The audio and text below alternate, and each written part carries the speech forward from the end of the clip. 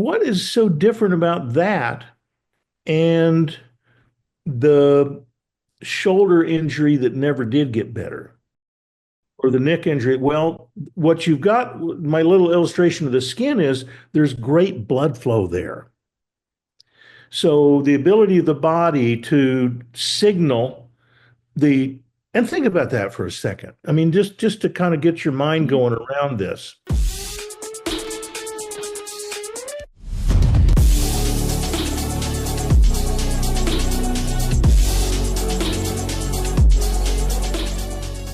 Hello, everyone, and welcome to another episode of Wellness at the Speed of Light. This is a really special episode for me because I get to have on Dr. Louis Saeger, somebody I've known for now almost 20 years. As when I joined Midwest Spine and Brain Institute, he was actually a partner there and had his whole entire practice under that umbrella. And since then, gone on to do just really amazing things in the field of interventional pain medicine. He has been an absolute go-to for me personally, referring patients, a master diagnostician, as well as, an injectionist. And man, no one can find the source of pain like Dr. Saeger. And so he's a fan favorite at our organization for referring patients to, because as spine surgeons, we need to know really where the pain is coming from if we're going to do something. So it's amazing, number one, to have patients treated with interventional care, but number two, for Dr. Saeger to send me a beautiful note back that says, I'm 95% confident that most of the pain is coming from C3-4. So I feel good as a surgeon, even though the neck might be awful in multiple locations, I'm just going to tackle that one level, and I can have confidence that that's going to relieve a lot of the patient's pain. So thanks for that over all these years. But now, what the fascinating thing is, Dr. Saeger has gone deep down, and I'll use one of my favorite terms that people make fun of me for using, down the rabbit hole of regenerative medicine, just as I've gone down the rabbit hole of wellness medicine and all these other things that are available, to people. And now he has joined our team at our wellness centers performing regenerative medicine procedures, and we couldn't be more excited. So I invited him on the show today because he is a master explainer at all of these things, and he's been doing this for decades. And so thanks, Dr. Saeger, for coming on the show. We're really going to dive deep into the world of interventional pain and then regenerative medicine, which I know you've fallen in love with here in the last, several years. Great. Thanks for this opportunity. I'm really excited about the opportunity to work with the Hypercharge clinics, and because I think there's a tremendous amount of synergy between where we're coming from and where I've refocused my practice and my thinking about patients with chronic pain and more specifically spine-related issues. And as you well know, I've been really focused on over 30 years since. Yes. But beyond that, what has evolved in my world of interventional pain management has been a growing awareness of the potential for orthobiologics to be used productively to help people heal beyond the limited measures that we have historically been able to use in interventional pain medicine. I mean, if we go back to what we've been able to do typically, obviously our goal is always to define the pain generator as precisely as possible. And sometimes the singular purpose for that is to help our surgical colleagues make an accurate diagnosis and focus their treatment. But at the same time, much of what we do in interventional pain management is to sometimes obviate the need for surgery. Patients don't need to have a a multi-level spine fusion if we can do something less invasive, for example. And this goes back a long ways to our colleagues with Midwest Spine. It was right after I joined Midwest Spine. It's actually published in 2004, the study that Butterman put together before I even came there, that became really a seminal study in the world of spine, indicating that patients that had spinal steroid injections, whether it was epidural or transforaminal or even intradiscal, and these were all patients in that study that were teed up for surgery. It reduced the surgery necessity rate by 30%. And that became the basis for insurance companies requiring that those kind of conservative measures be tried before jumping into surgery. So there's that aspect of what we have always tried to do with interventional techniques, is to see, is there something we can do to cool off a hot herniated disc and so forth. But we've been limited. I mean, the tools that, I've really become quite good at using, and I teach this stuff all over the country. I'm going to Memphis tomorrow to teach another course with the Spine Intervention Society. But we've really had limited tools. We can inject local anesthetic for diagnostic purposes. We can add to that typically steroid medication that can shut down acute inflammatory stuff, and sometimes reverse problems that provide some durable benefit. We can do things like radiofrequency neurotomy, which thermocoagulates nerves to shut down transmission of, for example, facet-related pain. It hasn't been part of my wheelhouse, but radiofrequency ablation is being used for nerves that supply the knee, for example, for failed, knee surgeries and things of this nature. We can put stimulators in the spinal canal, and we can do it with peripheral nerves. That's been a more recent focus that I've used to do, neural stimulation. So that's a tool that we've had. But what we really haven't had until the last decade or so, and it's really gotten much more prevalent in terms of our thinking and our training, is the ability to intervene in a manner that alters the disease process. And when we look at such things as degenerative arthropathy, degenerative joint problems that affect knees and hips and the joints of the spine, and things like rotator cuff tears and ligament problems like good old-fashioned what used to be called tennis elbow. Now I think it's pickleball elbow, isn't it? Yes, that's right. It's the same entity. And steroid injections, in fact, for that particular entity, are just the wrong thing. And there's Correct. good evidence that after a single steroid injection, they may feel better for a little while, but repetitive series of those actually makes things worse.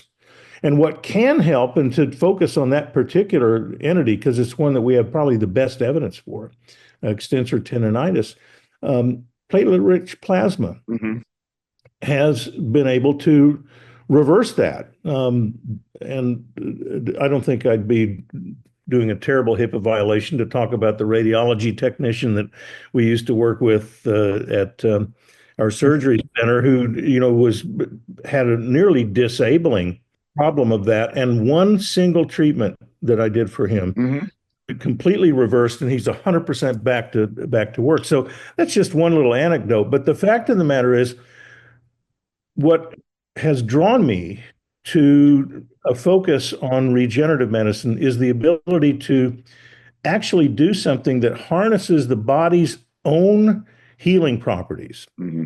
And we can talk about this in a little more granular detail as we get into it. But what we want to do with most of these orthobiologic techniques is to harness the body's own healing properties, focused in a way that takes advantage of the biochemistry behind tissue regeneration and healing, repair, and use interventional techniques to focus those components that all of us have living in our bone marrow and in our blood, and redirect them and concentrate them in areas that maybe don't get very good blood supply, that don't have much of an option. Cartilage doesn't get blood supply after your past adolescence. Discs in your back don't get blood supply.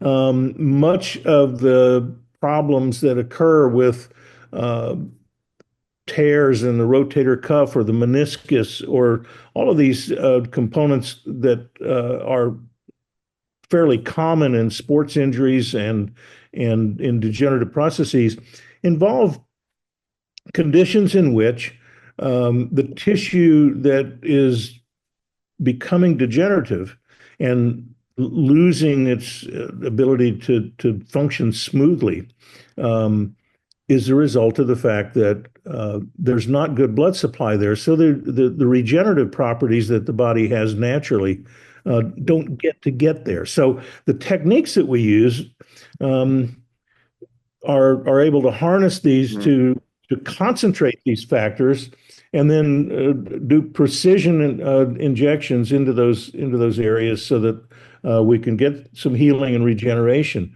And that's an exciting thing to see people be able to get better with these kind of techniques. So that's kind of a little bit of an overview, but it's a different approach than just identifying a pain generator and squelching the inflammation with some steroids short term. We really want to help people heal. And so I don't know, you can kind of redirect this in the way you want to focus, Stefano. That's a great start. And what's exciting for me is just to see somebody who's been in practice for 30 years become so excited about a technology, and then get me excited about that technology. And here we are, being able to offer it to patients for a variety of things, not just orthopedics, but also for, aesthetics and sexual health and all these other things, where they are really starting to get into the mainstream, where people want these these things that are not surgical, they're not whatever, but you're using your own body's regenerative capabilities in a way that's really amazing, because this is something I wasn't taught on. It wasn't obviously big when I was doing my residency program, and people talked about this stuff, and you heard peripheral studies, but it wasn't to the level and how refined, it is now. So just for the thought, because I want to go to a couple different things before we really get into it. A couple things that the reason that it is exciting, that synergy between kind of the path that I've gone down with a lot of these non-operative modalities and regenerative medicine, and why it gives people such an amazing, and it gives us as clinicians such a huge toolbox of things to do before going down paths like having major surgeries or just being in pain in general, just getting them better. And that's this. So you mentioned two different things, and we can talk about it a little bit down the road. So number one of the things that I have seen thousands of literally, are whiplash injuries. Oh gosh, and the way that we treat whiplash injury, it's so variable depending on where you enter the system, right? If you see one doc, you might get on pain meds, and then this one will send you to PT, and on and on and on. The way I've always evaluated is, obviously we start with all the standard things, and maybe we'll try an epidural if they also have disc herniations or stenosis.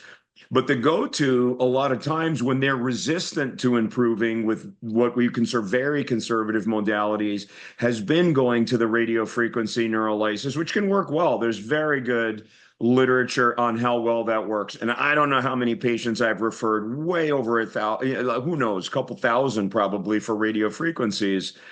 One of the interesting things, though, as we think about how to treat these injuries, especially when they've got, also disease. In other words, they've got degenerative changes of their facet joints. Remember, our audience, a lot of my audience is going to just be a lay audience. I mean, it goes from lay audience to other surgeons watching this. So we have to define some of these things, but that ability to really have a wide spectrum of combined therapies, especially for something like a whiplash syndrome, is incredible.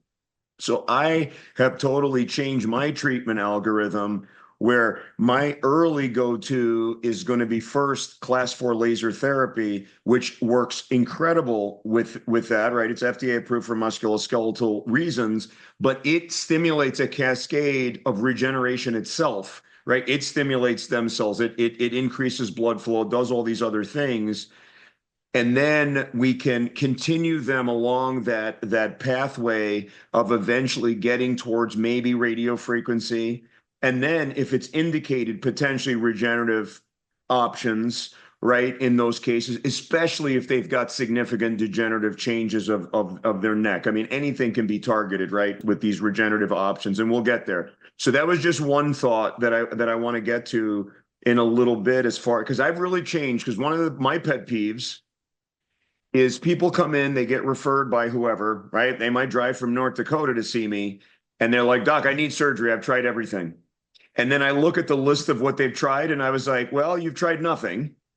So if you really want to try everything, here are a list of now what we can offer. And my everything has become so much broader now, being in practice for so long and going down the route of all these biohacking modalities, regenerative medicine. There's so much that we can offer people that frankly is not being offered because people are not taught. They don't know. They don't know what they don't know, and it's very frustrating because then they come to us. They demand surgery. I have to talk them out. I'm a surgeon talking all these people out of surgery. They leave upset, but then they're happier when they see somebody like yourself because you can make them happy. They're like, he's a nice guy. I'm happy now. I'm not mad at that Sinicropi guy who didn't operate on me. Anyway, that's one thought.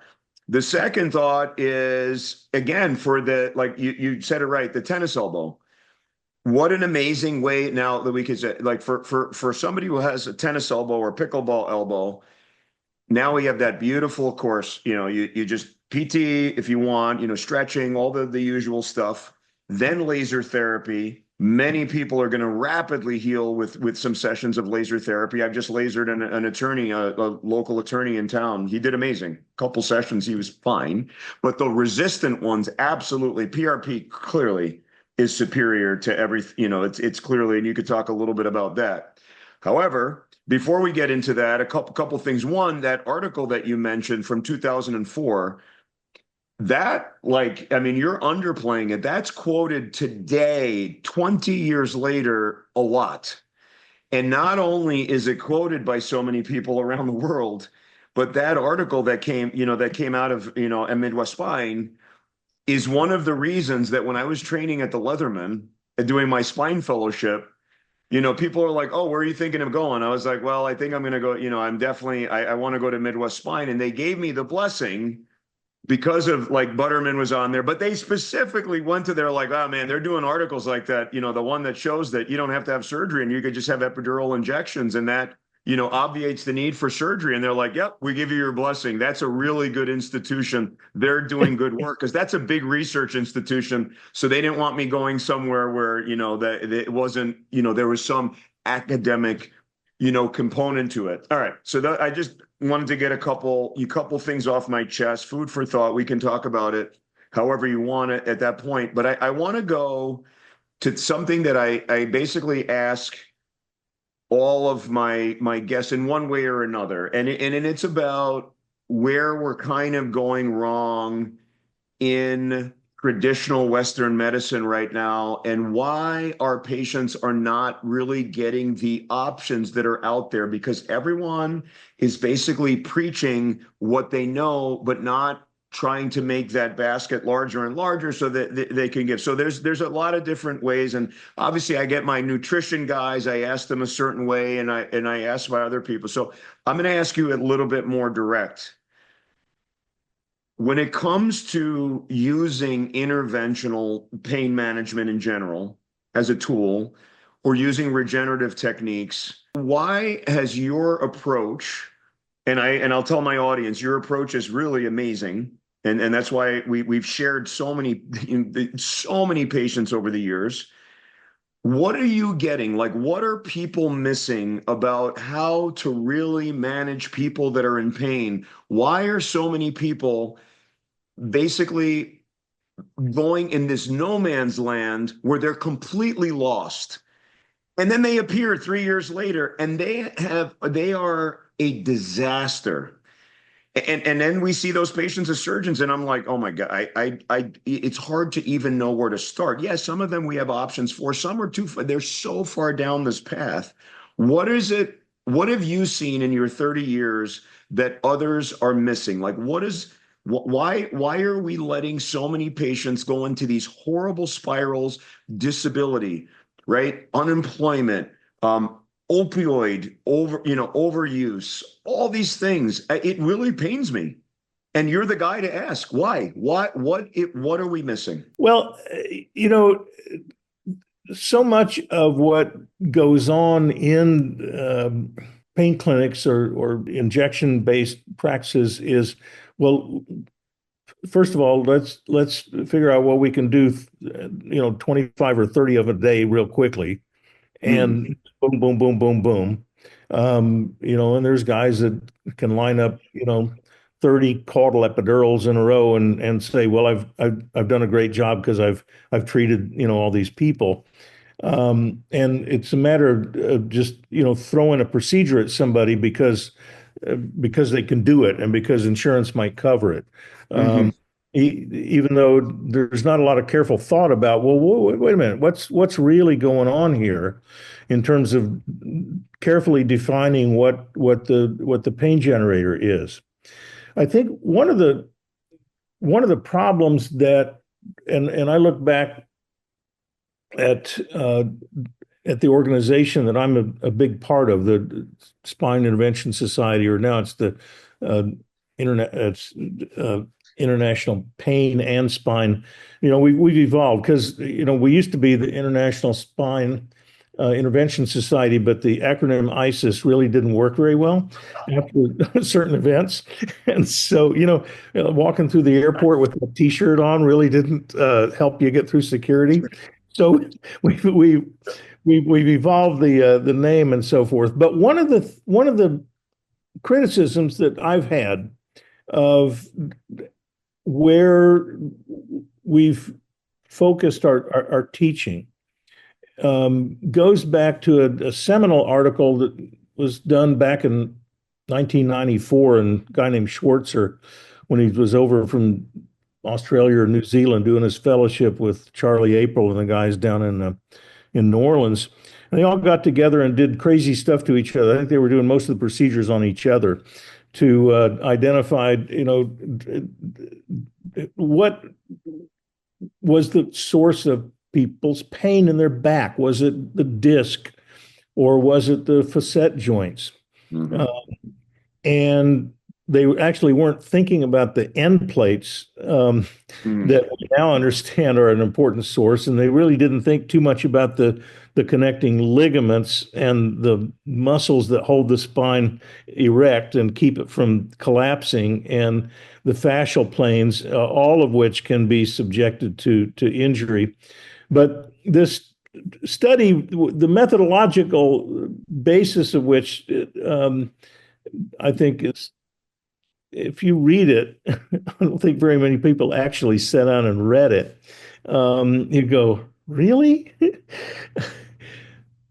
Came to the conclusion that only 8.5% or so of people have anything but a single pain generator. It's going to be their facets or their disc. It's not a mixed picture. I think that was just really wrong. What we are evolving towards now is a much better appreciation of thinking, when we're talking about spine, about talking about the entire motion segment, or a collection of motion segments that involves, two discs, I mean, two vertebrae, excuse me, and a disc and two facet joints and the ligaments and the muscles that are all involved in there and how they function as a motion unit. And then when you've got injury that might or degenerative processes that might involve more than that, you have to start thinking in terms of what are all these components, and you have to have a more comprehensive approach. And by comprehensive, I don't mean that you just say, well, if you're a little wacky, you need to see a psychologist, and you also need to have physical therapy. And that's important to have a comprehensive approach in that respect too. But what I'm talking about also involves thinking comprehensively about the organ system, the knee, not just as a meniscus or as a cartilage or a ligament. There are isolated injuries, but usually it's the whole joint complex that's failing. And the same is true in the lumbar spine and in the shoulder and things like that. So I think if you're asking the question, where do we go wrong? I think it's all too often getting too focused on the very singular, well, let me find that one pain generator and I can make that feel better and that's going to fix you. There are circumstances where somebody has a sprain strain injury and they herniate a disc and they've got a big wad of gooey inflammatory disc material up against a nerve root, and if you can pluck that out with a minimal surgery or chill it out with a steroid injection, they might feel a whole lot better. And gosh, those people just think you're so wonderful, and you are, but but then there's all the other people, but that there's have all the other multiple folks. motion segments. It's, I'm just gonna step in because it's interesting, because I'll give you an analogy. And it's something that I talk about. I just gave 2 lectures today, actually, at a wellness conference, and it is exactly where we are going wrong with pharma. And I'll tell you how I put this all together. We are trying to treat complex whole body issues by giving one molecule and changing one thing. Okay. So when you talk about, like, for example, burnout or all these things, the depression, all these things, that is not a one molecule problem. There are hundreds of cascading events that are happening. And if you're not looking at the totality of it, you're not going to be effective, or you're going to create other problems by your pharma, then creating other side effects and so on. It's the same as what you said in the spine. And we see that all the time, which is why, our workups, for example, before we do a total disc replacement, have gotten so much more sophisticated, because it is the entire segment and it might be multiple discs. There's so many things to think about. So the first conversation, half of the patients that I see, I just tell them, this is really an art. There are a lot of moving parts. There's joints, there's ligaments, there's discs, there's all kinds of stuff. There's just stuff, a lot of it. And they're all moving. These are moving segments. This isn't like a fixed bone. Like, it's not my humerus. It breaks. We put it back together. It's fine. These are things that are moved. They're sloshing around, and you got arthritis, a little arthritis on the left, a lot on the right, but the pain's more on the left, and the disc is tilted this way. And there are ways to work all this stuff up. So when we look at it, we really have to look at it. And again, there's this word also, it's really a holistic. You have a very holistic way of you're looking at all of these different, segments. And it's very important. It's even like when you're making a decision, like to do surgery, people don't get it. Like, if you're going to do, let's say I'm going to fuse 5, 6, and 6, 7. But there's a spondy at 4, 5. That's one of the most common pictures that we see. If that spondylolisthesis and those facet joints and that's when you have a slip, again, I got to be careful to define everything. That's when you have a slip of one bone and the other. If they've been worked up ad nauseum, they have all this pain, especially if their spinal cord's compressed, their severe nerve compression, they just need a neck fusion. Okay, they're not even a candidate for a disc replacement. But then they have another motion segment, and I'm not thinking about it because there's not as much stenosis there. If I fuse those 2 levels and that other segment is already wildly abnormal, right? You know they're going to develop this. So that should probably be included in the construct. That is a more of an, it really is an art, and that's like a surgical art. You're doing it more on the interventional side, but it's also like these phenomenal docs and other practitioners that have a more holistic approach where, for example, you take any condition, like a thyroid dysfunction or whatever, they are looking at the totality of the picture. You just can't like say, do this when nine other things are wrong, and I'm going to throw those out of whack. Same thing with what you do. If we start just pounding away at one spot, but there's a total like disconnect. Maybe they need electromagnetic stimulation and rebuild their musculature so that motion segment works better. Maybe they need this, maybe they need that. And that's why it's amazing to talk to people like you where you're just just a different, I mean, it's chess. The other stuff is checkers. This is chess. And now, like, my obsession, and I know yours is, it has become like really putting it all together. What are really like algorithms that take multidisciplinary looks, not like, hey, go do PT and just do like, some sit-ups on an exercise ball.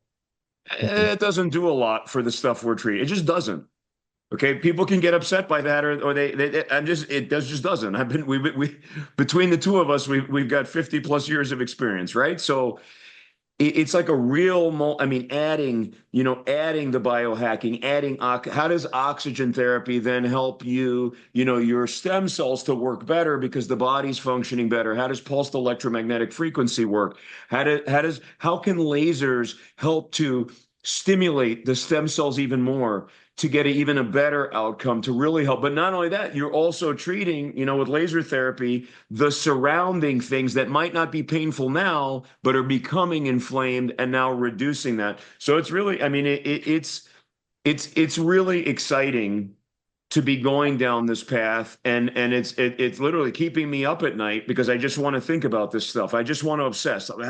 What else can we add? What can we do? But ultimately, we both get amazing joy in seeing patients that come in and say, you know what, my favorite thing, I mean, honestly, I love it when people, they have a disc herniation or we do a fusion, they're happy, whatever. You know what really makes me happy?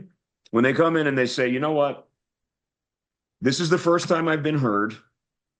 And I listened, I went down these treatment path. It's not something I would have thought of. No one recommended this. I've traveled to 3 other states to try to get help. You guys listened. You put together this comprehensive strategy for me, and it changed my life.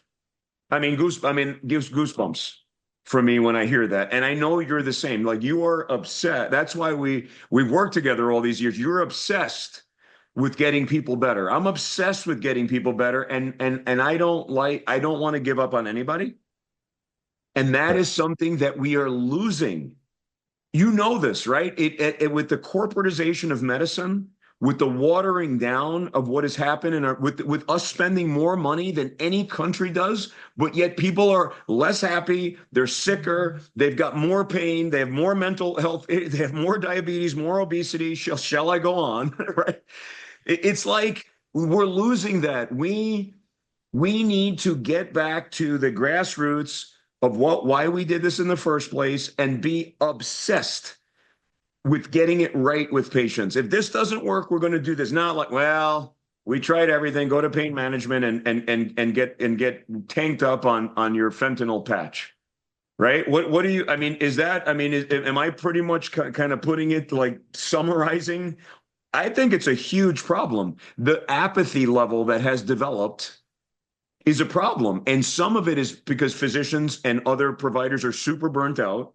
Again, they're getting sucked up into these big corporations. They're unhappy. And then all of a sudden it just becomes a business, and it's fine.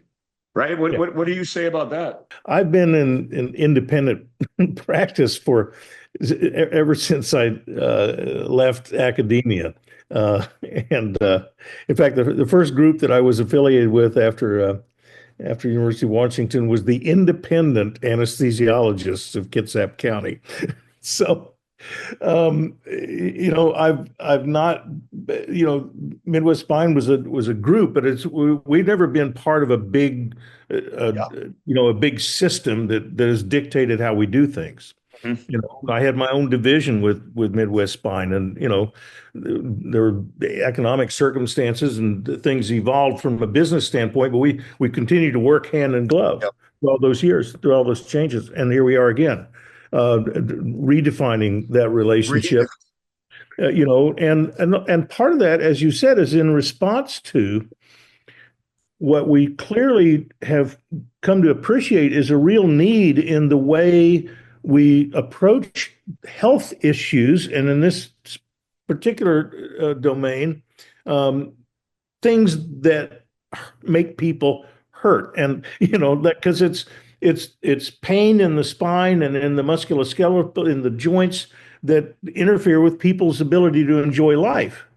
And if you can't walk and you can't move, or you can't ride your bike or swim or do something to be active, guess what? You're going to get fat and diabetic. We're looking for ways that represent kind of a paradigm shift in the sense of how can we heal and and actually get better, and how can we intervene to alter the disease process. And what we're finding is there are ways to harness the energy forms, whether that's how laser works, how pulse electromagnetic pulsing, shock wave. These are simple, non-harmful modalities with almost no side effects. And then when it gets to the interventional side of things, we're harnessing the ability to heal. For example, if you cut yourself, if I'm doing something really dumb and I'm sharpening my knife here at home and I turn around dumb and I slice my arm open, without, let's hope I didn't cut an artery that it's going to have to be taken care of. But what happens there, think about what happens, Yep. and everybody had these kinds of things. So the skin gets held back together if it has to be stitched or, steri-stripped or maybe just a Band-Aid. But what happens there? It gets kind of red and puffy, and then all the little mechanisms start to come in where the skin's rebuilt, and pretty soon that's back to normal, and you may not even have a scar. Mhm. But what is so different about that and the shoulder injury that never did get better, Mhm. or the neck injury? Well, what you've got, my little illustration of the skin is there's great blood flow there. So the ability of the body to signal the, and think about that for a second. I mean, just to kind of get your mind going around this. What the heck happens to make that happen? Stop and think about what is the process by which that cut on your arm heals? All the little steps that have to happen in the body to make that happen. Everybody knows it does. Everybody's experienced it. You probably haven't thought about it, but there's a process there. But we've developed a much deeper understanding what these repair and regenerative mechanisms are. And so if we can harness those Mhm. biomechanical and biological um, principles and those factors that make this happen in areas where it doesn't happen very easily, then we can bring that kind of regeneration and repair, and make that happen more readily. And you've mentioned about, Mhm. use the term stem cells, and that's a popular thing. So people, oh, stem cell therapy, oh, we got a stem cell clinic over here, and then there's stuff in the, you read about guys getting in trouble for fake advertising, and I can Mhm. cure your COPD with some stem cells and this, that, and the other. And so I think we need to stop for just a minute and talk about the stem cell fairy tale as opposed to the realities of what we are talking about when we refer to that stuff. I used to say, my 2-year NIH research fellowship was at the Fred Hutchinson Cancer Center. I rounded with the guy that won the Nobel Prize for developing that, Donald Thomas. It was a wonderful guy to work with. And I co-founded the pain and toxicity research team there. You want stem cell therapy? Go get you a bone marrow transplant. That's real stem cells that, here we are, embryonic stem cells, and we can turn into anything. And by golly, we're going to make you a brand new immune system, and you better hope it takes, because otherwise you're going to die. Yeah. Okay, that's some really serious stem cells. That's as serious as it gets. So, but let's go back to what is the basis behind that? Well, embryonic stem cells are the very, very, very earliest of cells that are what are called pluripotent, meaning they can turn into anything. Oh, why? I'm a stem cell. Why, I could turn into a heart, or I could turn into cartilage, or I could turn into new muscle. Well, that's okay if you're an embryo, and but that ain't the way it works in the real world. And so this idea that I call the stem cell fairy tale, that if we put some of these cells somewhere in your body that we call stem cells, that there's some cells in there that are going to be like embryonic stem cells, and they go, oh, here we are in a knee, and let's build some new cartilage and make a new knee, or here I am in the disc, and oh my goodness, we'll make ourselves a new disc here. That doesn't happen. That's the fairy tale. But what does happen? Adult mesenchymal stem cells, which the gurus of this field are telling us we really should abandon the term stem cell, but it's just too ingrained, so I don't think it's going to happen. But what we should be talking about are the ways that these cells act as messengers. And the more proper name for these cells is mesenchymal signaling cells. Mm-hmm. Because it isn't like I take, and this is a procedure that I may do to help your degenerative knee keep from going so bad. I may harvest some bone marrow out of your hip bone, and you might think, oh my God, that sounds awful, but I can do it almost painlessly. We can get to that in a little bit. But so we take some of these cells, and that's in your bone marrow is where all the stem cells are that make new things for you. Your body is you may look kind of the same as you did 20 years ago, but even there's nothing in the you right now that was there molecule for molecule 20 years ago. It's all been, torn down, rebuilt, torn down, rebuilt, torn down, rebuilt. That's going on all the time. So what we want to do is harvest some of these cells and promote that process. So when we take some of those cells and put them somewhere that doesn't have that kind of innate regenerative property, what comes with those cells are all kinds of biological signaling materials. There's cytokines, and we don't need to go into the biochemistry here in this thing, but somebody wants to, we can get you the literature. But the point of it is that these cells signal your body to do things that it ordinarily, let's just say it kickstarts some of those processes to rebuild. And those biological signals also draw in from other parts of your body. For example, if I'm treating a tendon that's gotten disrupted, not frankly ruptured, but overstretched and it's frayed, or your rotator cuff and you've got some partial thickness tears, or even full thickness tears that haven't completely, Mhm. avulsed and aren't having to be put back together surgically. Part of what happens when we put these substances in there, whether it's the platelets, and we can talk about those mechanisms too, but they emit these biological signals, and your body's own stem cells. There's a group of stem cells called pericytes. That's not parasites, not like Mhm. mistletoe or orchids. It's peri as in around the borders, Right. PER, pericytes. So there are these cells that kind of hang out around the lining of your blood vessels.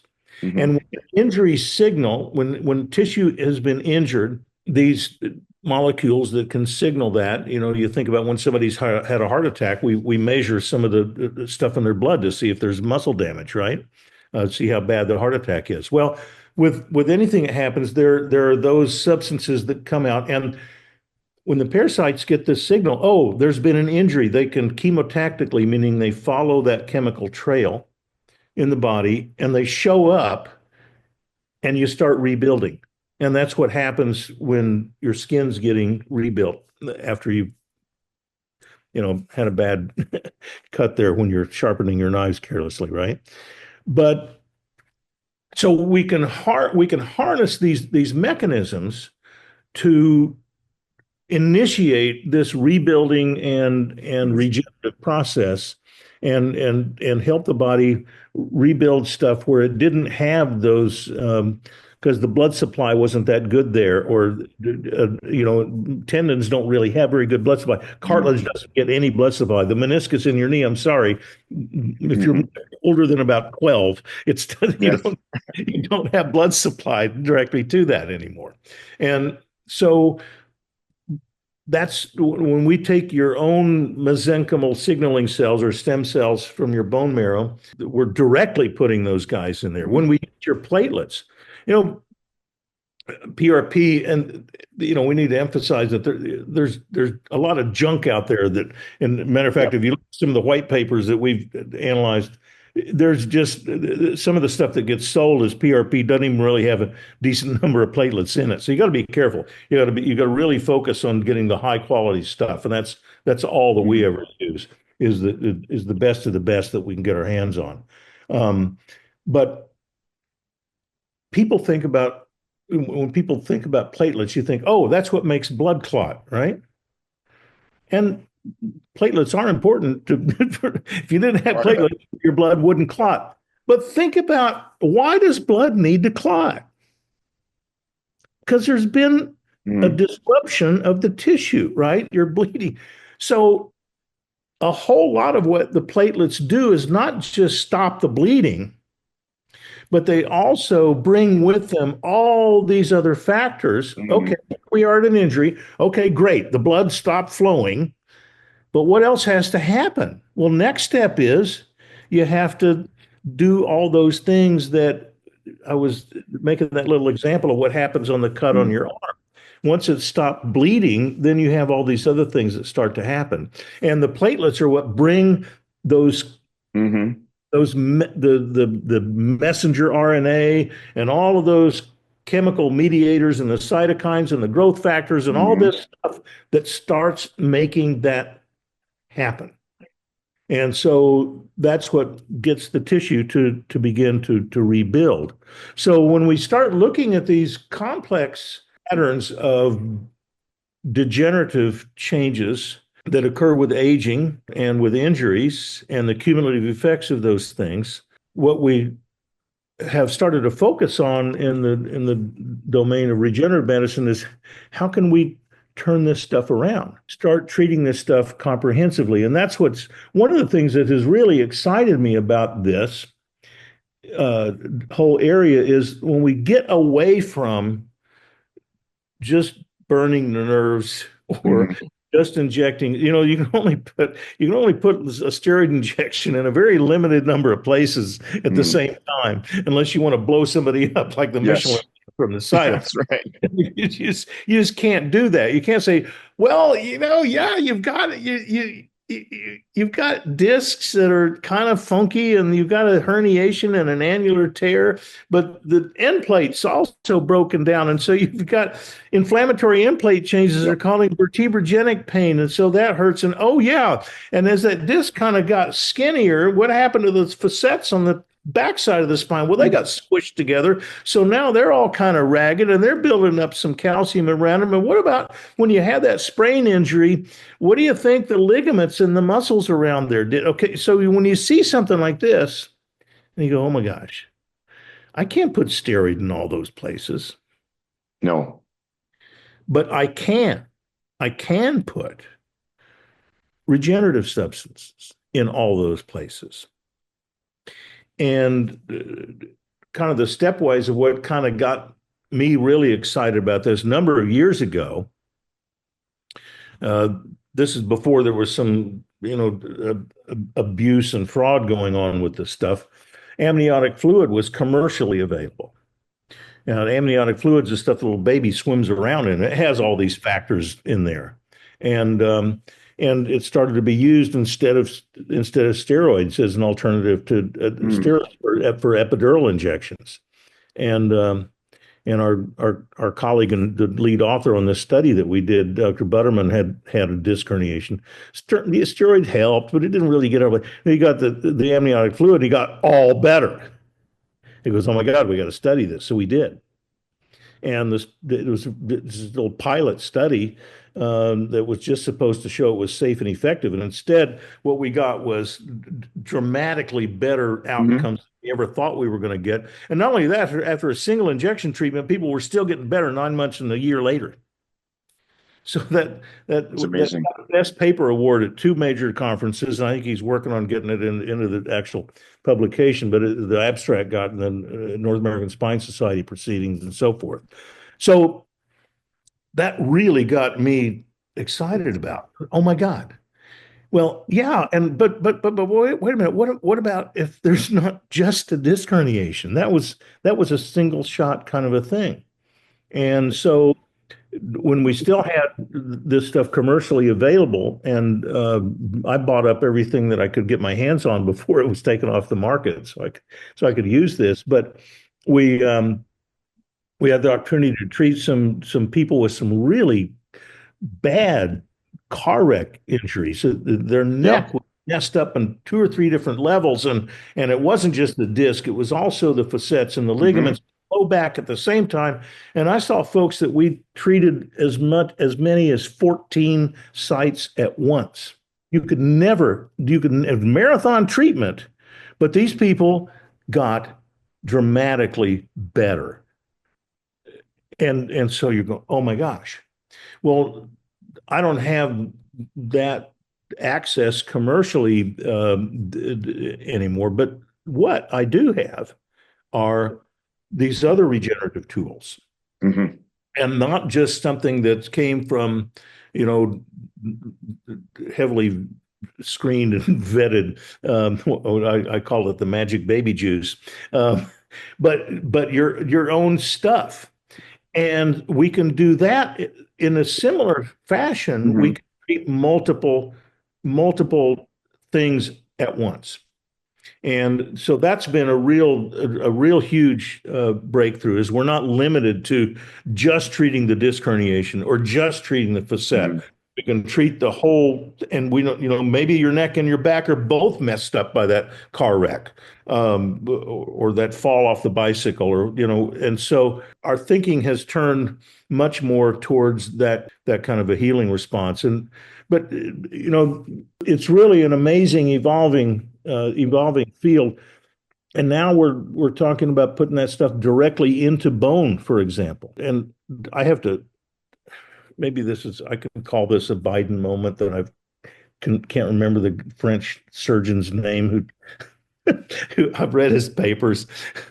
Anyway, so orthopedic surgeon from France. He's been into this bone marrow treatment for a long time. He pioneered this 30 years ago. Everybody thought he was crazy. But his seminal study is, he had a group of people who at a relatively young age had 2 bad knees because of degenerative changes that had occurred because they had to be on steroids for pulmonary conditions. So you had youngish people needing bilateral knee replacements. So you did an interesting experiment. On each of these patients, on one side, he did the total knee replacement. On the other side, he took their bone marrow and injected it directly into the bone, right where on the side of the chondromalacia, right where the cartilage defect was developing. And he's followed these patients 12, 20, a few of them as long as 30 years. Well, the outcome is almost none of them crossed over. So you're your own control. You got two bad knees, all the same, all for the same reason. Now, at the end of the day, the vast majority of them preferred the one that had gotten injected with the bone marrow to the one that got operated on. Very few crossovers in the other direction.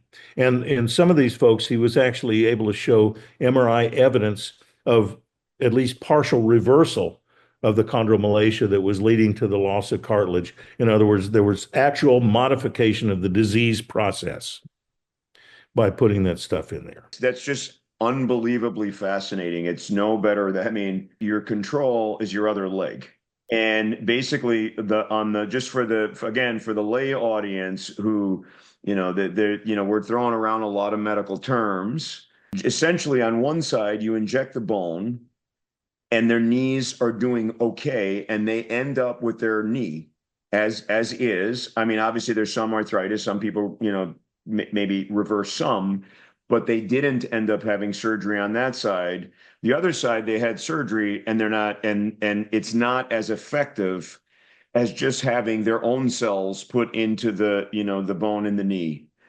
That it's so powerful when you think about stuff like that. It makes you like, it's just like so many other studies we know. And I know we've had the discussion before, how excited I get about light therapy to the brain and all these other, just all these things that are out there, regenerative. What bothers me is when you tell a story like that, if somebody who is in our business doesn't get excited about that, what the hell gets them excited? Like this is like, I mean, honestly, it's really, really interesting how far we've come. And again, we're trying to push it in the direction of people avoiding major stuff. Like I want to get people off of medicines. I want to get people off of surgeries, right? The more time goes on, the more I'm looking for ways to get people better because people are suffering. And how many of those, I mean, you brought up the patients that everything, and it's true, they're in a car wreck and they are personally wrecked. Everything hurts. It's pain. And a lot of those are very difficult for us as surgeons to do anything with because it's everything. Everything hurts, right? They have a whiplash injury. They've got a bunch of disc stuff. Their facets are bad. They got an SI joint injury. They got their knee hit the deck. They have all this stuff. What are we going to do? We're not going to, just give them a new spine. And so these regenerative options absolutely give us amazing stuff. And that's why I'm so excited now to be getting involved with the whole regenerative, process, through your practice. It's really amazing. I just want to go back to a couple things we said, because sometimes we go so far, down these rabbit holes that I don't want to forget my thoughts. One is what I want the audience to understand is the body is it is so incredible to think about what our own personal healing potential is. And so I've said this in other things. And again, I like to just, when you talk about, your field, it stimulates me thinking about all these other podcasts I've done and all these other brilliant people I've talked to. If you just think about even, degenerative processes in our body or mental health issues or other stuff, even the power of our own bodies to heal ourselves with things like meditation and being in parasympathetic states and all this stuff. This is proven science. This isn't like some fluffy thing. I mean, people have reversed horrible chronic diseases just by changing some of these things. I mean, there's all kinds of, evidence on this stuff. So that's one thing, the ability for the body to regenerate. Then when you go down into that micro segment of looking at how do wounds heal, how do tendons heal on their eye? How does all this stuff happen? And being able to jumpstart it, just the science behind it is fascinating. We're scientists, right? So this is amazing stuff. But you bring up the fibroblasts, right? The fibroblast issue. You cut yourself, your blood vessels go, you get the whole cascade going, right? The whole clotting cascade. You get fibroblasts going. It's so interesting. So in the 1980s, NASA on the space shuttle, they brought up red light up there. They were just studying red light growth, like plants. How do they grow, like in the presence of this red light? And you know what they noticed? That when the astronauts that had cuts, right, because they cut themselves up there, they're doing stuff, they were healing much more rapidly in the presence of light, photobiomodulation.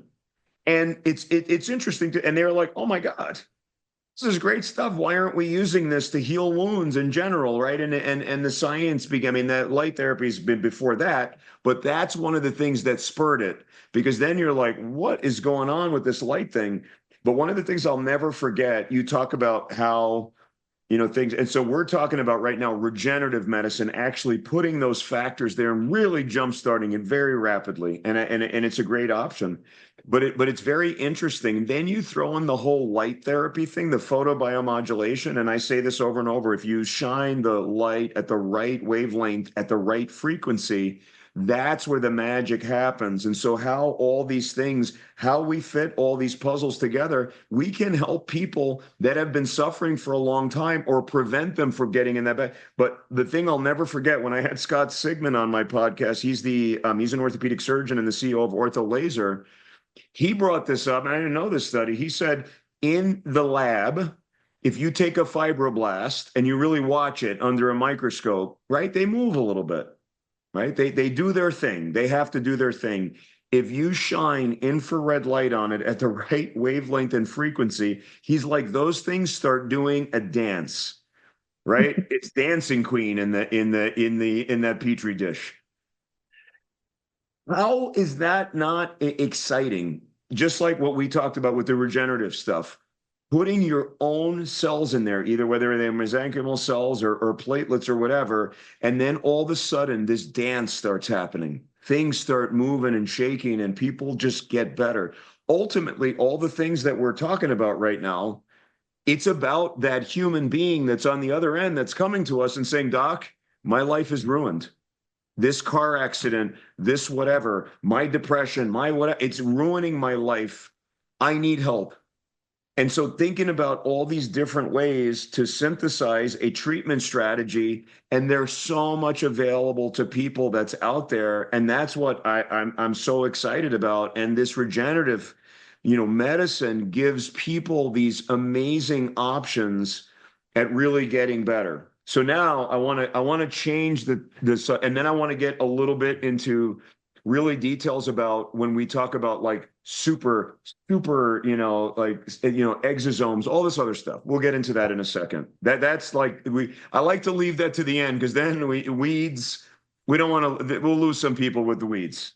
But before we get to that, a very important thing, and something that I get asked about constantly, because now that, I'm offering, you're offering, to get whatever, like Hypercharge clinics, all this stuff. We offer services that in many instances are not necessarily covered by people's insurance. And so this brings up a very important, and you mentioned it before, which is, you just mentioned it in a sentence, but and it's something I bring up all the time. This idea in America, and believe me, I want everything to be covered. That's not, you want everything to be covered. I want everyone to get everything, right? It's great. I mean, everybody should have everything, right? I want everyone to have a Mercedes. I want a lot of things. That doesn't mean that's not reality. But going back to the insurance, this notion of, number one, treating patients only to what their insurance covers and not giving them other options, and not even putting it on their radar when there's options that are, like, let's be honest, some of them are superior to what they're getting, very superior. And some of them are a lot less invasive and a lot safer. Right. That is just reality. And people can they can make nasty comments and they can do whatever it want. It is what it is. And then the second idea, and I want you to talk to both of those things, because I did an entire radio show actually on this treating to the insurance. That's very problematic because I don't know. Maybe it was different when you went to medical school than when I went to medical school. I didn't remember the visit between myself and the patient being me, the patient, and their insurance broker. I don't remember that. I missed that. Maybe I wasn't there. I wasn't feeling well. I don't know what happened. That's one thing. I want you to address that part of it, that we have to give them the best options available, whether we do it or not, whether it's something that we don't, we just send them wherever. Oh, you need to go here. You need to go to the institute. I don't do that, but this is available. And it might, but you got to go there because that's going to be best for you. That's one thing. Number two, this notion of the hacking of the American mind. And it's hacked in many ways. So I talk about it when it comes to how we have been completely hacked by big food and big pharma and all these people that are directing our lives. And we're just so oblivious to it that we've got to be woken up. And we want to be part of waking people up to what is really going on. And that was what my whole lecture was about, today, right? But in every other instance, right? People are used to, if they want to get the best care, then they have to in some regards, because some stuff is just not free. They have to think about what is that investment, right, going to do for them, for their life. So the best way that I like to say it when I'm talking to patients, hey, why don't you try laser therapy? I'm sorry, your insurance doesn't cover it. I want it to be covered. I went to DC to lobby for it. But I'm not in Congress. I can't make these changes. I'm not at CMS. I can't make these changes. The cost, people have to understand the cost of continuing to spiral and get care that is not improving your quality of life, even if it's free. Your insurance pays for it. You don't pay a dime. If your life is spiraling, yeah, that might save you money. But what is it costing you in the long run? Lost wages, depression, relationships, on and on and on and on, right? It's such an important thing. And so in everything else, right, other than car insurance and medical insurance, people know that if you want something and you want the best care, then you need to explore all the options. Sometimes it might be free, because somebody's paying for it, and sometimes it's not. And I think that the mentality is not there. And the reason that it pains me is because there are so many options for people, and sometimes they do have to make an investment. And I hate to say that. Again, I wish, as a physician, I wish that they paid for all this stuff. I don't make those rules. But I really want to get this message across that why would you keep going back to the same well if it's not working, when there might be options outside of the traditional medical system, or even in the traditional medical system, that for whatever reason are not covered, but have evidence behind them, scientific evidence. We're both scientists. We're both very much wanting to be in the evidence-based world with all this stuff. Absolutely. Otherwise, I'm not going to support it if I don't have at least evidence, unless it's so safe. Hey, okay, give them oxygen. It's not going to, if it works, it works. If not, no harm, no foul. But in all these other things like regenerative medicine, when it has so much evidence behind it, it's those costs that people are not counting. If they have to go on disability, if they out of their job for 3 years, if they lose that job that was their thing, if they lose the ability to do that thing because they chose not even to think, or even worse, back to the first thing, none of the providers have ever even put it on their radar because, oh my God, the insurance doesn't cover. Even though I know about it, I'm not going to refer them for that, because then they would have to come out of their pocket. And very much, we try to help patients, obviously, that can't pay for stuff, and put them on assistance programs and stuff like that. But to me, that notion of, my insurance doesn't cover it, I'm not going to have it, even when they can. even some of the people that they go to Twins games and spend $700 for a family of four by the time they're done with their parking and their whatever, but they won't invest even hundreds of dollars into their own care. My insurance doesn't pay for, I'm not doing it. That doesn't care. It's like literally you're cutting your nose off to spite your face. Address those two issues. Tell me about the dangers of only prescribing treatments to the insurance and then the hacking of the American mind and why some people just can't wrap around. You invest in everything, right? You invest in that new dishwasher because you want your dishes to be white. You invest in this, but when it comes to, oh no, I can't. I just can't do that. I'm not gonna be able to do it. Talk about those two things. Sometimes the worst thing that can happen is to get it covered by insurance, because then they're going to tell you exactly how often you can do it, under what circumstances you can do it. And my wife takes care of a lot of this. She's an accountant by training, or at least one of her degrees. And but she was out of town because her sister had a heart attack and she was, away. So I walk in there this afternoon and there's a 6-inch high stack of mail. Literally, they nicely stacked it all up on my desk for me to go through because Desi's not here. So I'm opening some of these up. Oh, insurance denial. Oh, we didn't pay for that. We just paid you zero because you had already done that same thing once before, whatever. Okay. Somehow the coder didn't put the thing to indicate that this was the left side instead of the right side. So all at once, I'm getting nothing. As Tessie said, it just makes me want to throw up when, oh yeah, they paid for it. They paid $79 for you to come in and do a complicated injection on their cervical spine that, if you screw up, they're dead or paralyzed. That doesn't happen much, folks, by the way. It's just no, but the point thank God. Yes.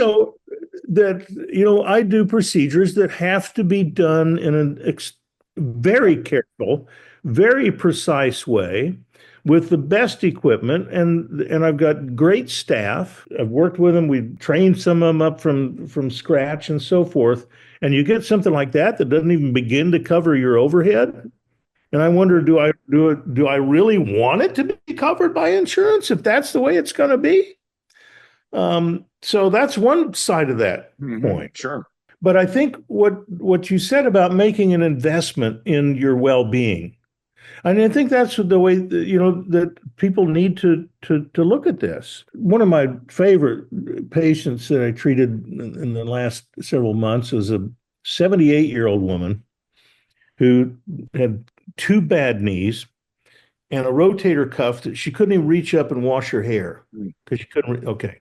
So we did a kind of comprehensive thing. We took her bone marrow, we treated her rotator cuff, treated both knees, and without getting into all the exquisite details. And shortly after, she's back in the office. She's showing me all of her range of motion. She could reach in the back. Amazing. She didn't have to fasten her bra in front and turn it around anymore. She could actually reach back there with her arm and do all this. No pain with any of this. One knee had zero pain at all. The other one just a little bit when she's going up and downstairs, which she couldn't do before. She's not having to use a cane. And so, and people thought, well, people that age, their bone marrow, they don't really have very good. Yes, they do. There's not as many of those mesenchymal signaling cells as maybe you or a 20-year-old injured athlete, but I can tell you it still works. And so what would the difference be? A rotator cuff repair surgery? Your arm in a sling for a couple of months and then having to have the rehab? Yep. I do send people to physical therapy, but most of this is stuff that they can learn in a couple of sessions. Yep. Mm-hmm. And we do very much encourage people to use other ancillary things that can further accelerate it with the other modalities that Hypercharge has. And, the laser and the red light and the shock waves and all the other stuff that can amplify the benefits of this stuff. But when you start talking about some of the dollar and cents part of it, Mm-hmm. what would the deductible be going to the hospital and having, I don't think they'd let you do both knees at once. There's maybe some rare circumstances where, but so, think about what it would have been in terms of the out-of-pocket cost, and then how laid up you'd be, and so on. And so you start adding all that stuff up, and the out-of-pocket cash pay for what happened in one afternoon in my clinic Mm-hmm. was, I will guarantee you, a fraction of what the out-of-pocket and other indirect out-of-pocket costs would have been. 100%. Because what would insurance have told her she could do? Oh, you can have a steroid injection in your shoulder. You know where that's going to get you? Maybe a couple weeks where you'd feel a little bit better, and then it's all back, and then gee, it's probably worse. I had a fella, and this is an example of exactly that kind of thing. He was treated down at this was a work injury, and he had a partial bicep tendon tear. Oh, well, what do they pay for real easy that might make it feel a little better? Well, let's do a steroid injection around that partially torn Yeah. bicep tendon. So what happened? Well, what we know, steroids and, well, you know what happens when that tendon ruptures? Boing. Now he's got a Popeye muscle. Popeye. It looks like Popeye. And of course, okay, they went back in there digging around to see if they could find that and hook it back up. And as an orthopedic, I realize you're not an orthopedic specialist, but you've been around the block enough to know what's the likelihood that they're going to find that tendon and rehook it up. I've done. I mean, I did plenty of that stuff back in my residency. That thing is scarred. Those things get scarred down. They're in the middle of no man's land. I mean, you can do stuff. A lot of people actually elect not even to do it. They just have the Popeye arm. Yeah, the Popeye arm, because the likelihood that you're going to get it. I mean, I don't know that I've ever heard of one that was successful. And then even if they did find it, could they hook it up and get it? Here's the point: they did exactly what insurance would readily pay for, quick and easy. And where did it get him? And by the same token, there's a guy that I just got through treating. And I've shared I de-identified the operative report. His nickname now is Mr. Way Bad Knees. But he's a guy he was on the pathway to bilateral total knee replacements. And we harvested his bone marrow and PRP supplement, and but I put that into both sides of both tibias and both sides of both fibulas, around where the cartilage was starting to break down, and into the major joint, the tibial fibril, as well as the patellofemoral joint. So we comprehensively treated this guy's knees. It was a bit of a marathon thing, but okay, was there some significant out of pocket? Yeah, that was the significant cash pay.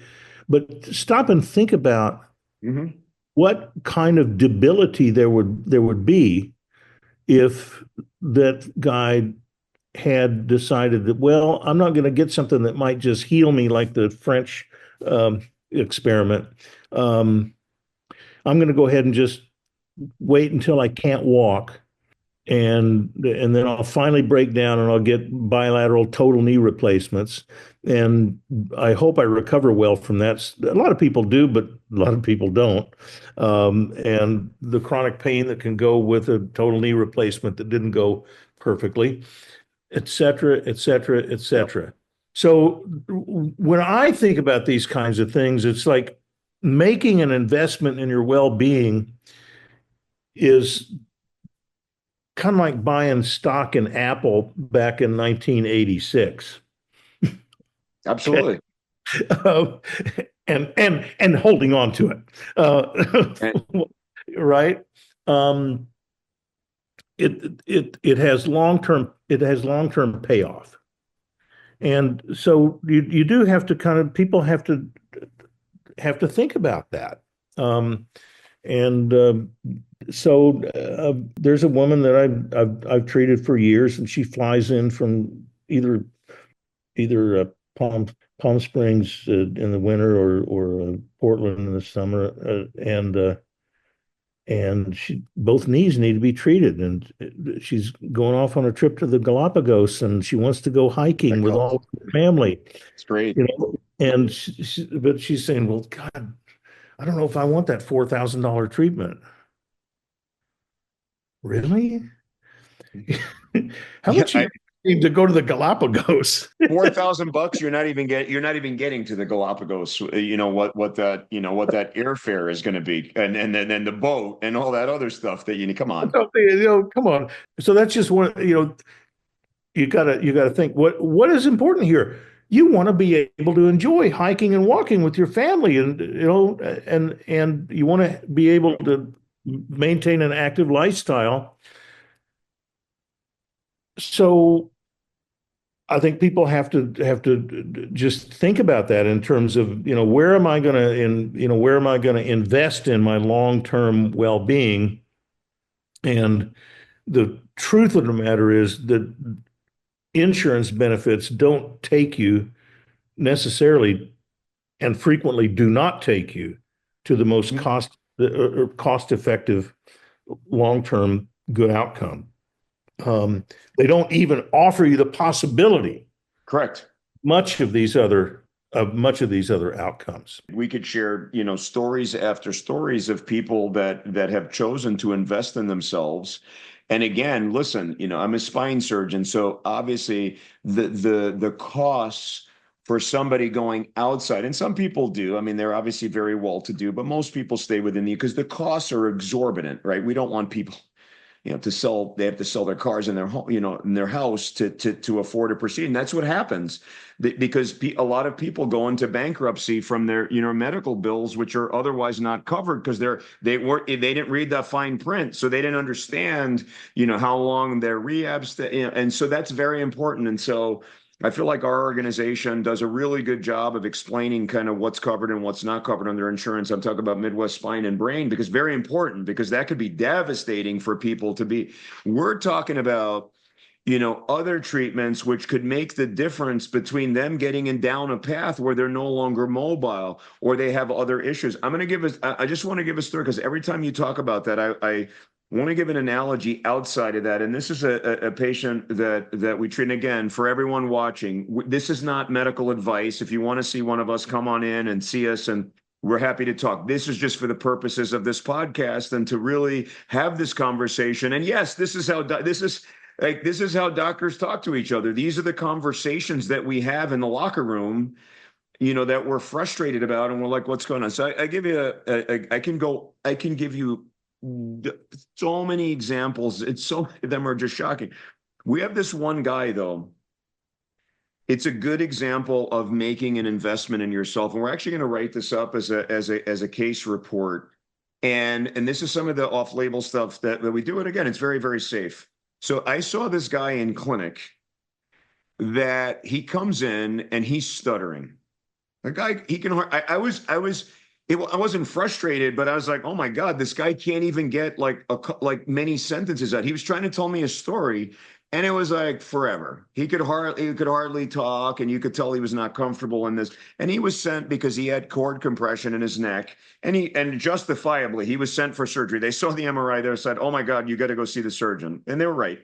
And he does need something done. It's not the point. The point is he's having trouble talking. He's having trouble, whatever. He clearly, after understanding his story, when he had his car accident that also hurt his neck, he had a major concussion. I was completely blown off. He's been in the system, seen a lot of doctors, and they were doing the, stay in the dark room and do the blue light and whatever. And he did have a little bit of like vestibular stuff that they did with him at this concussion clinic, very minimal thing. And then they were like, well, you should be over it. I don't know why you're still complaining of all this stuff. He's in with me, and I'm like, I don't even have to do an official like concussion test with him. I don't have to give him a questionnaire. He either has some kind of, ongoing, dementia coming on, or he has a bad concussion. So I start talking to the guy and I say, listen, I know you're seeing me for your neck and you need surgery. And we're certainly going to do it. We have to do it. But I'm very worried about your brain functioning right now, because if we put you under anesthesia right now, and by the way, you've been walking around with this cord compression for a while, you've got symptoms, but we can keep you safe in the meantime as long as you know what to do. I was like, but I want you to think outside the box. So let's have a discussion. And so the guy sits there and I say to him, listen, I have really gotten down this path of treating a lot of people with concussion with these non-conventional modalities. We're doing a lot of light and laser therapy to the head. I just gave him the whole story about how I'm now in communications and have had Dr. Cassano on my podcast from Harvard that does a lot of this, and Dr. Michael Hamlin, who is world renowned in light therapy and this and I've become a big proponent of, and we've treated a lot of patients with concussion. The reason I bring him up specifically is because I had to spend a bit of time with him to explain why insurance doesn't cover this or whatever. The guy was very tearful because he is like, my life is ruined. He was even, he's like, I don't know if I want to live, all this stuff. I mean, he didn't have true suicidal ideation, but he was just like, I don't know, that there's no, I can't. And he was a UPS worker. So this is a guy that had a great life before this happened. His life is ruined. And we're now 9 months after his injury. So he's seen me. So I gave him this whole spiel.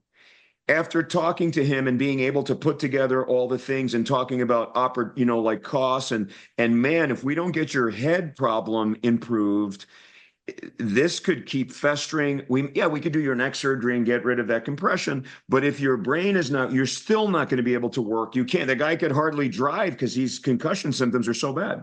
So after all this, the guy, he's like, you know what? He looked at me. He's like, I don't even care. And it's not even expensive, that treatment. But he's like, I don't care what it costs. I get that insurance doesn't. He's like, and I don't really have the means. I've been out of work for 9 months. He's like, I just have to invest in my well-being. I can't. He's like, I literally, my life is ruined. If you think, if it's something that you think, and I spent a lot of time with the guy. So anyway, he goes to the clinic. It's a great story because, again, he's investing in himself. And I know you can tell the same exact story about people that just made the decision. He goes to the clinic. And I'm just telling you, his result, the first time he went there to get the light therapy, made the people, our staff, cry. So the guy goes in, he's all tearful to begin with. He feels terrible. He's all stuttering and slurring his words and whatever. He does the bed with the red and the green light therapy, and then he does the transcranial laser. Right? He went in there one time. He could hardly, I'm telling you, he was so, and our staff tells it even better than I do. Because I mean, one Megan who treated him, so dramatic, she tells it, it's amazing. It makes me want to tear up. She said that she was almost about to start bawling after he had his treatments. And again, it has to be repeated because a lot of people relapse and then you have to keep hitting them with the light. That's a whole other discussion for another podcast. He came out of there. The guy was, first of all, verbal diarrhea after he had his treatment.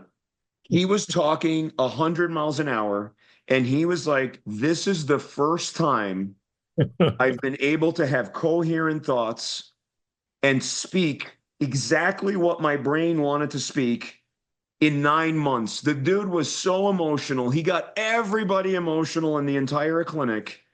And now he's been our patient now for it's only several weeks he's been doing it. He's like a different person. We're going to do a case report on him and submit it for publication. And it's just amazing. Think about if the guy just said, nah, unfortunately, my insurance doesn't cover it. I'm just going to go back to my blue light glasses and just sit there and wait for this thing. I mean, that can set people down different paths, and we see it. And again, there's a ton of stuff in conventional medicine that we can offer people, and it's amazing. It saves lives. It helps them with their blood pressure and blah, blah, blah. But there's so many of these types of things that now we get to recognize after being in practice for decades. And all of a sudden, we're like, oh, my God, now I have these other tools. If that guy had come to my office 2 years ago, have no idea what to do with the guy. Say, well, you have concussion, just you're gonna go back to these doctors. I know they're not, maybe they haven't helped you, but I don't have anything for you. But now having a much, much broader understanding of what is available outside of what I was taught at Columbia Med School and then in my training as a spine surgeon and then being a spine surgeon for years is amazing. And learning from people like yourself and you, one of the things, the reason we get together, because we both get excited. When I go and I hear somebody talk about something, and I've never heard about it before. It could be anything. They could say, well, I'm going to do this tuning fork thing, and it's going to change the way your brain works, which, by the way, has some actual scientific stuff behind it. That's a whole other thing. They were actually at this wellness event today that was sponsored by hospital systems, interestingly. It's fascinating. We both get so excited. I feel like I'm back in med school. I want to read everything. Once I got on this kick, and now the same thing, I'm not joking. I have all these regenerative medicine textbooks. Now I'm going to make myself an expert on that. I know you're the one that's doing it for us, but it doesn't matter. I want to know everything that I can about it. In fact, do some of it because I'm a surgeon. It's not that far off from what we do every day anyway. It's just exciting and just to be around these things, like also learning about the shockwave therapy, right? Which actually some of my friends have been treated with that, but we haven't brought it in. But now we're going to bring it into our clinics for treatment because it has tremendous science behind it. And I see the way it thinks. Some of these other devices in the aesthetic world, I get excited. I mean, they're asking me, they're like, hey, once you learn about it, can you talk about this stuff? Because you seem like you're pretty excited about everything. And I said, I sure am. Because this is what I've dedicated, this is what we've dedicated our lives to, is making that person across from us better by any means necessary. Not by, oh, we're hammers and everything's a nail, by any means, which means if I have to send you to the Cleveland Clinic because they're the only ones that are doing this thing, well, God, I'm going to try to, I'm going to say, here's the number. I'm going to make the call myself. We're going to get you over there. That's just that's what is exciting about this whole thing. And again, that was great. Your thing about giving those patient examples. We've got to invest in our healthcare and our own. That's why becoming the CEO of your own healthcare. That was literally the topic. That was the title of my talk today. And that's exactly what you said. That 78-year-old woman, she decided to become the CEO of her own health. She wasn't dictated to by whatever. Same thing with Midwest Spine. Our tagline is free to put you first. Why? Because we've stayed independent. And so we're going to go to bat for our patients no matter what. And obviously we do the same thing at our wellness clinics at Hypercharge and Health and all this other stuff. We want to put you guys first. And the only way to do that is if you actually have the choice to do what you want. And I need the choice to do what I want with you. And it's a trust relationship because a lot of these things that we're doing outside of the medical world, we are establishing the true meaning of the doctor-patient relationship, not these third parties making decisions for us. As long as we're doing things ethically, we're using science-based work. And when we are trying things that are, let's say, off-label, we are doing stuff that legitimately have good safety profiles, right? Mm-hmm. We're not, just putting them down, saying, hey, you know what? I'm just going to try this new drug on you. You might have all those side effects that you see on the commercial at the end, which is actually a much longer part than when they talk about the good things about the drug. But we'll just try it and see what happens, right? That's very different than having a couple, mesenchymal cells put in you or having a light shine on you. That's very different than, hey, we're going to try this experimental drug that it might make you bleed from your eyes. But the good news is that after 6 or 7 months, we may be able to control that with these other medicines and surgeries that we're going to offer for you. This is where I am, and I'm becoming more and more vocal. Because only with shocking statements like that are people going to start getting it. We need to help people to get it. And that's why it's awesome having you on the show because you've always been great. And that's why I've always sent you some of my most difficult and we've shared, people don't know that watching, we have shared some people, like the complexity level is over the moon. Where nobody wants to take care of these people. They don't. I'm just being honest. But we like literally, that's why I like we just send them back and forth and back and forth. Oh, let's look at this, let's look at this. But it's always in the interest of the patient. It's not like you said, hey, let's just do a caudal epidural. Let's do 10 of those on the same patient in a 7-month thing and just see how it goes. I mean, it's very directed, it's very intentional, it's very much based also on a dialogue where we are colleagues as well with the patient who is they're hiring us to help Yeah. them. We're not here to give them, like, to be patriarchal and just give them, oh, this is what I think. I trained at this institution. You train with the Nobel laureate, the guy that won the Nobel Prize. So we know better, and this is what you're going to have, and you're going to like it. And you know what? Health Partners says it's okay, and that's what you're getting. That's what we're doing. That's what it boils down to. That's why I'm excited about this new, course, the podcast, having people like you on, doing the health and wellness centers, now regenerative medicine, aesthetics, all this stuff. It's really, really, exciting stuff.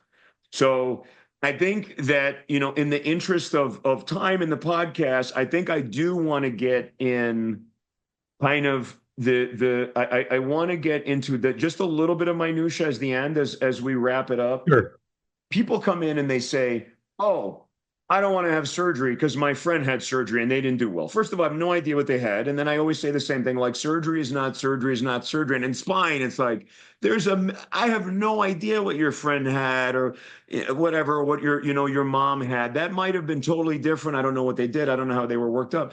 Same thing for this concept of PRP or stem cells.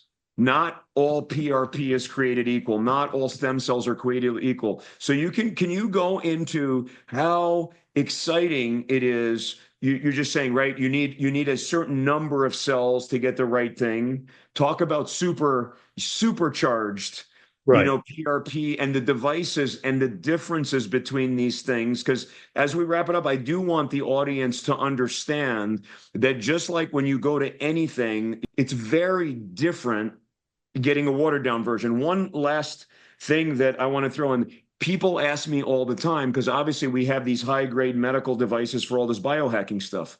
They're like, well, why can't I just buy a red light panel off of Amazon? Right? Instead of coming to I was like, because when you get in that bed in a 20-minute session, we're delivering 100,000 joules of energy into your body that is bathing the trillions of your cells and doing the things that we're trying to get them to do. When you do a little panel, you're getting a tiny fraction of that in a tiny area of your body. It's a totally different thing. Same thing with PRP, same thing with stem cells. Talk about it. Well, the fact of the matter is that it's not all created equal. And when you look at the carefully done analyses of one brand versus another in terms of the centrifugation technique and how the kits are set up and so forth, you can spend a little less money and get a whole lot less product. The fact of the matter is that some of that stuff out there that's been tested in these white paper analyses don't even have enough platelets to clot blood. I'm kind of joking, but the fact of the matter is that there's huge differences. We use only the very best that we can. We use the M-site, which is the most rigorous approach. It requires more centrifugation. For some of the cosmetic stuff, a single stage is okay, but we use a double stage routinely, and now we've started to use the super shot, which is taking the plasma and doing a third centrifugation, which allows us to get the fraction that has the exosomes and the microparticles in there that have even more of the mRNA and other cytokines and so forth that are in that tiny, tiny little fraction that normally gets thrown away in the plasma that you don't use. So it makes a big difference what quality you're using in terms of the materials, and then how it's done. and then how it's delivered. So we do this with highly trained, you know, experienced RNs, and you know, it's not. I'm not going to knock an M, and a well-trained MA may be able to do this, but in some of these places, they're spinning down stuff, not paying any attention to it, and then how it's delivered. If you just say, well, I'm going to treat your shoulder and I'm going to stick the thing in, and I've seen videos of guys just sticking it in there and stick and squirt. That might actually do a little bit of good, but if you've got a torn rotator cuff, you need to have a precise diagnosis ahead of time. You need an MRI that's done, and hopefully an MR with an arthrogram, so that I can really see the details of your rotator cuff tear. And then I'm going to look at it, knowing where the problem is. I've got a state of the art ultrasound, and I can see down to the level of 150 microns, which is better than most MRIs. Yep. But I know where to look, so I'm going to find exactly in that myotendinous junction where the fraying is occurring. I'm going to see that. I'm going to go in with a very fine needle. I'm going to fenestrate that with micro injections. I'm going to put this thing precisely where it needs to go for it to work correctly. So it starts with getting the right machinery, but getting the right diagnostic test in the first place, so we know where to go and why we're going there. We use the highest quality product, and we're continuing. I mean, we just added the super shot. I treated the first guy that I've treated with this, a guy had a terribly frayed Achilles, and we used that on him just the other day. Few days later, he was walking again. It's a tough one. I sent you his MRI. We're going to have to probably do some ancillary treatment. But the point of that is that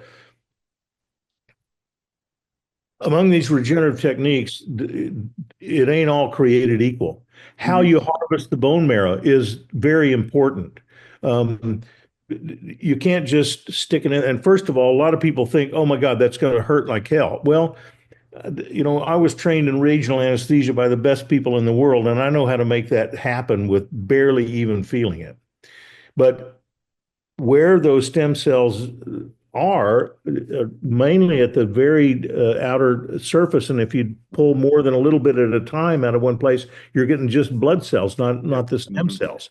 So the technique for harvesting is very important. And we use the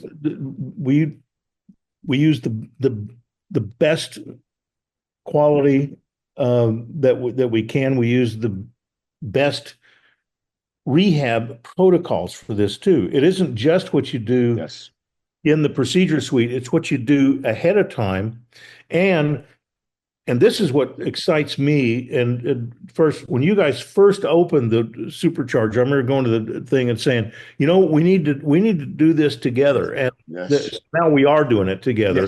And the reason is that you get the most bang for your buck when you coordinate this in a comprehensive program, so that you do the laser and the shockwave and the other ancillary things and the right kind of rehab to, you know, slow and steady, but you want to get back. And our whole goal is to get people back to functioning.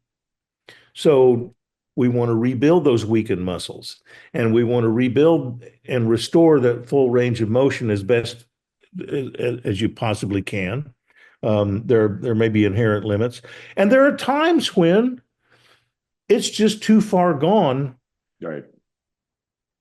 to avoid the need for surgery. Sometimes you're going to have surgery. If you've got a severely unstable spondylolisthesis and severe stenosis, and you can't decompress that canal without making the instability worse, you're going to need a fusion.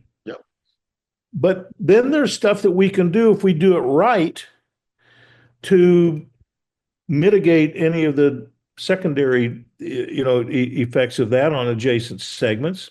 And so being able to work together hand in glove with the ability to offer everything from the simplest interventional stuff to the most complex, and dovetailing that when it's necessary with the surgical options.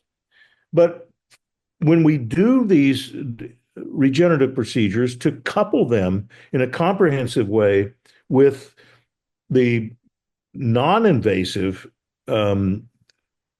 modalities that can make it work even better. Because all this stuff done in an integrated program is going to get you results that nobody else can compete with. You know, there's nobody in this town that can best me in the precision with which I can do precision spinal injections and deliver the goods where they need to be. That's why I'm an instructor all over the country for the Spine Intervention Society. But I bring that to every patient, and I bring that dedication to precision to every single situation that I'm in, whether it's a complex or a simple one. We're just as precise, and precision matters, and quality matters, and that's how we approach this, and that's why it does make a difference. If you go to a chiropractor's office that's hired a nurse practitioner and says, "Oh, I can do PRP here and point and shoot and squirt something in there," and we've seen that. I mean, I've seen their websites advertising for this stuff. $5,000 a pop to do your shoulders, and guess what? You can come back for reevaluation free for the rest of your life. That's out there in this community. So what you don't want to do is get the notion that if you talk about stem cells or you talk about PRP, that you're talking about woozy garbage that doesn't work, because there is woozy garbage that doesn't work promoted under that, if you will, advertising slogan. But we're serious about doing this in a scientifically, I joke about that. I don't need any CME because I go to so many meetings and conferences, and and I read the literature. I'm a reviewer for 2 journals, and stay on top of this stuff. So, and what excites me about it is I just got back from one of the best meetings I've been to, preceded by one that I thought then was one of the best meetings I've been to. Of course. And on the regenerative stuff, and hearing from other thought leaders in the field, and I always want to learn from other people who've got more experience than I do, and I know how to find them. This is a great way to kind of wrap this up, and that I'll say, some of the things that you said are absolutely true, and I want the audience to understand that this is, we've had a relationship for a long time, obviously. And like I said, I mean, from diagnosing and being precise, that's why, myself and so many of my partners have used you to such a large extent, even when you went off and, did all these, exciting things, because we knew that the quality of what we were going to get, those things that we were looking for, there is such a difference. It's just like there's differences between surgeons. Some places you're going to get better outcomes. That's just the way it is, right? Derek Jeter was a little bit different than most of the shortstops in the league, and people are different. And so it's not about just saying, oh, you're the only one they can do whatever. But there is 30 years of experience behind what you're doing, and as surgeons, the biggest thing that people can do is, if they want to know who to go to, as far as somebody that's going to do like the interventional management and stuff like that, ask them, when the surgeons have a family member that gets into trouble, who do they send them to you? And you've operated, not operated, but you've done procedures on a lot of people I know, a lot of colleagues, a lot of stuff, without getting into HIPAA stuff. But lots of people that are in the know use your services. And it's exciting that you're taking all your Incredible. You've done, I don't even know, I can't even guess how many injections you've done in your career. I don't even want to guess. I mean, it has to be insane, the number. But taking all that and then being able to precisely deliver these regenerative tools to the spot, like you said, using sophisticated ultrasounds or and having MRIs with an arthrogram, or even using, in the future, maybe using these newer higher resolution CTs, which are amazing, and you can do them in real time. It's literally a game changer, and it does make a difference, and not all one size fits all, but it's just so incredible to be part of a team. And we're continue to build like this team, and it's funny because a lot of the old gang is kind of getting together, right? After all this time, like, people are just coming. They just want to, come. Like Dan Zeman, who's been on my podcast for a long time. He's been on we've done two podcasts together. He's so excited about what we're doing at our clinics. I mean, he's up and leaving Arizona to move to Minnesota. The guy couldn't be more excited, and he's had that guy is such a renowned guy and has had an amazing career as an exercise physiologist. He's like, what you're doing is it's just amazing, and it's just an energy level and just taking care of patients. And then the last thing, and we'll wrap it up. You're absolutely right. Doing anything in this day and age outside of a comprehensive approach, it makes no sense. So regenerative medicine, just doing it, okay, like you said, $5,000 and we'll just do it, and we'll service for life, and we're just going to do this random stuff, is very different than having it as a very comprehensive approach where you're in a multi-modality approach across conventional medicine, new technologies, holistic medicine, integrative, biomarkers, all these things, all to try to get that shoulder better. That's a very different approach. And okay, you're a surgeon, you just do surgery on them. You do this, the PTs do that. No, this is a very comprehensive program, and it's just incredible to be building it this way. And it is really just such an honor and a privilege to be around people like yourself and all these other incredible experts that are kind of gravitating to our cause.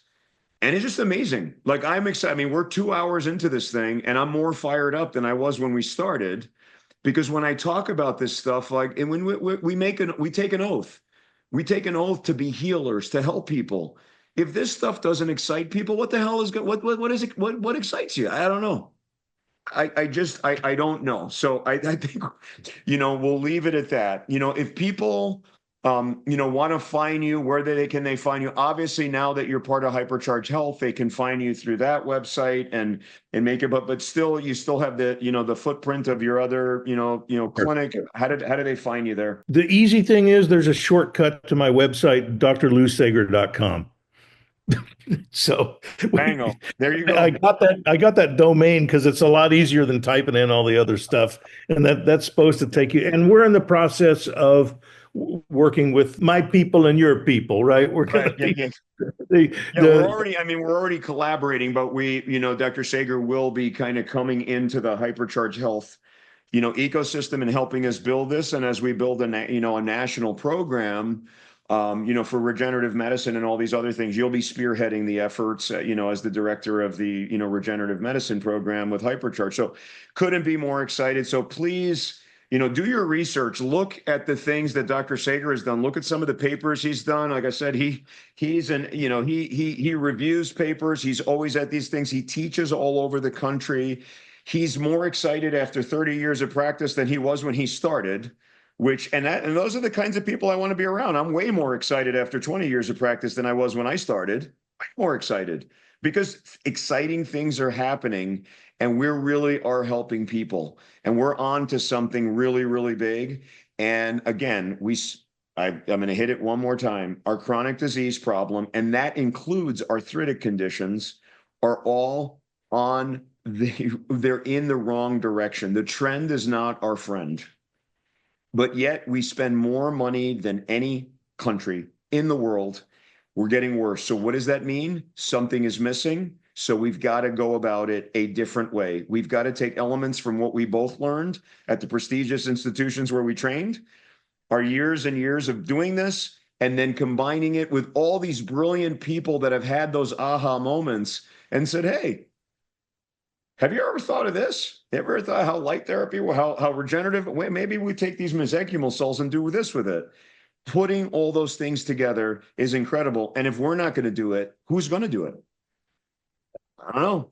We've got to do it. We have to take that initiative, and it's going to be a great journey.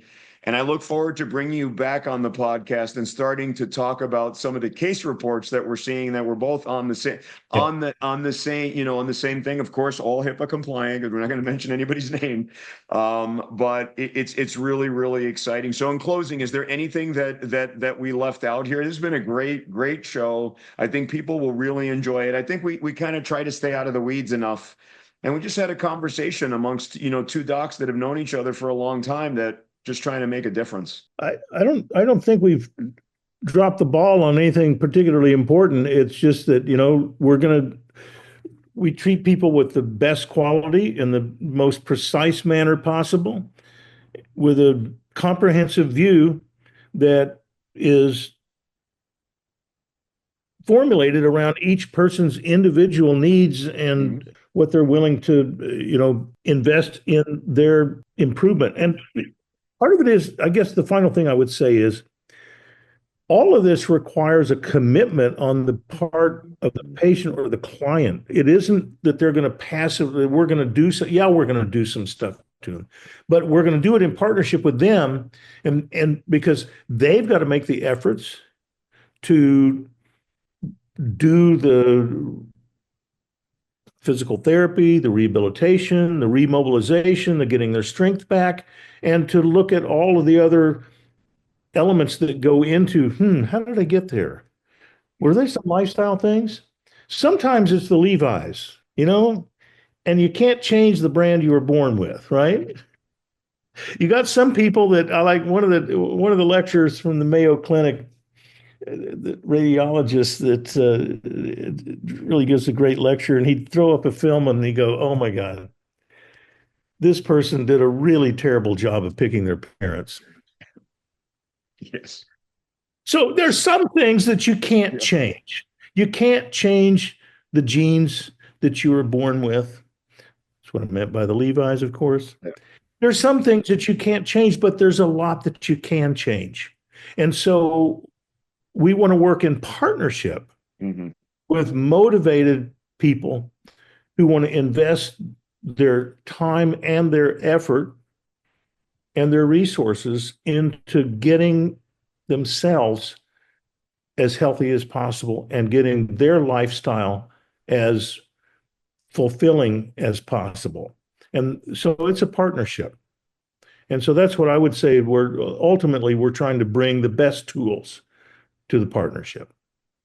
Well, that's a brilliant way to end it. And absolutely, it's a partnership. And I know that we are both frustrated when people are not willing to participate in their own care. This is a frustration across the medical, community forever. I mean, I remember having these conversations as a medical student, but having them participate and saying, yes, yeah, we have these biohacking tools, we have this, we have regenerative, we have physical therapy, we have all these things, but you have to do it or it doesn't work. That's kind of the way it works. These things, I don't have enough time. Well, you're going to have a lot of time on your hands when you lose all your mobility, or your chronic disease is out of control, or you lose that leg because you didn't want to be a participant in your diabetes care, or your obesity is so wildly out of control that now you have the metabolic dysfunction and you end up with some other horrible thing. So yes, you have to be a willing participant. So on that note, thanks everyone for tuning into another episode of Wellness at the Speed of Light. Closing thoughts. Go and be the CEOs of your own healthcare, like Dr. Saeger eloquently just rolled out that really the case for that.